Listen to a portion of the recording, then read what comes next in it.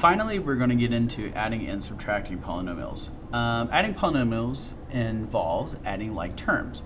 So you can either group items together horizontally, or you can always group them vertically, how we learned how to add way back in the good old days of second grade. Or maybe first for some of you pros. So if we look at example 3 here, we're going to find each sum. We have a plus sign in between this set of parentheses and that set of parentheses. So we're going to say 7r squared plus 2r minus 3 plus the quantity of 2 minus 4r plus 5r squared.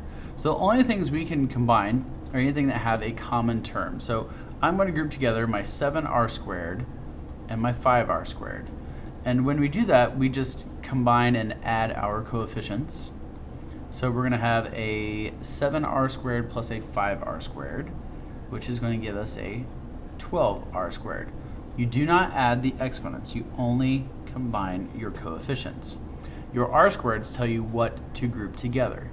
So the next thing we want to group together would be your 2r plus a negative 4r. And when we group those together, that actually gives us a negative 2r. And then finally, the last thing we want to add together would be our negative 3 plus our 2. So negative 3 plus 2 gives us a negative 1. That would be your solution for your first sum. Let's try the same thing down here on example 3b. And when you add together 3b, what we're going to do is we're going to start off with adding your 4m squared plus your negative 2m squared. That will give us a positive 2m squared. Do not add your exponents. And then we're going to add together our 5m and our m.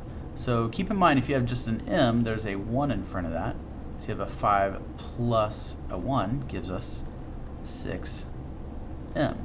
So that is your replay back to first and second grade when you first learned how to add and subtract.